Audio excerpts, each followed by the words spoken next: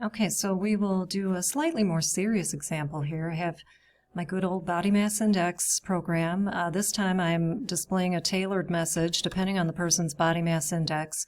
Basically, body mass index, and this is not an airtight technique for determining somebody's health, but typically a body mass index of between 17 and 25 is considered ideal. Okay.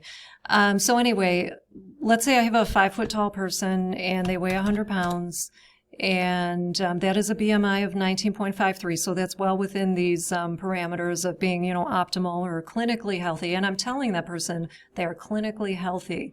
That's my custom message that I'm able to accomplish with using an if, elif type of structure, and also keep up the good work. Now let's do that same person. Let's say that was a mistake. They're not 100 pounds. They are 200 pounds. Okay. Now the BMI is almost doubled. They're clinically overweight, and we're going to ask them to make an appointment with a nutritionist. Okay, so you can see the tailored message, and we're able to do that because we can make a decision now using Python. So basically, the program is fairly straightforward. I did put the variables all up at the top here. You don't have to do that. I can cut these and it'll have no effect on the program.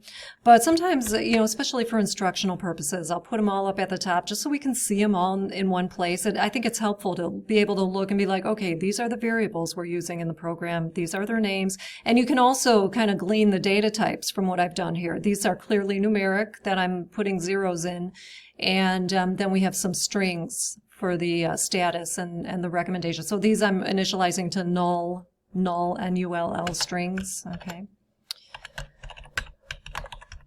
All right, so anyway, we are getting the input from the user, okay, for the height and the weight, and then calculating the BMI. We've done that in a previous program. That's a formula I just looked up on the internet. And now we're diving into the decision. What are we going to tell the person?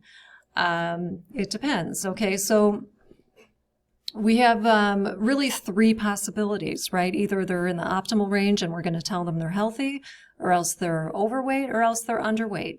And I didn't really, I just picked the optimal range people first, and I'm tackling them first. I didn't really put a lot of thought into, well, what's the most likely scenario? Who should I put at the top? Who should I put at the bottom? I had mentioned that in a previous video. It's good practice to put the more likely scenario where you're more likely to get a true, where you're more likely to evaluate a true. That should go up at the top.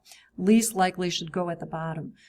So I haven't really done that here necessarily. So we have a compound condition here to isolate those healthy range people.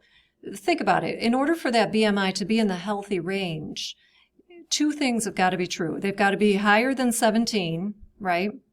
Because under 17 is underweight. And they also have to be less than or equal to 25, because once they're over 25, they're considered overweight. Okay, so both of those things have to be true. So we have a compound condition with the word and, okay, the logical operator and. So just constructing that to isolate that range of values using the compound condition, all right? And if they are, in fact, in this range, then I say the status is healthy, and I tell them to keep up the good work, okay? So then I can tackle the other two categories. Again, there's no rhyme or reason to what I did here. I could have just as easily put the overweight people in the middle layer and then the underweight people at the bottom. I probably would put the underweight people at the bottom if I could do this over, because that's probably the least likely scenario, I would think. So anyway, there you have it. And then at the end, I just have my printf to display all of the results and the body mass index to 2 decimal places. So yeah, that's that.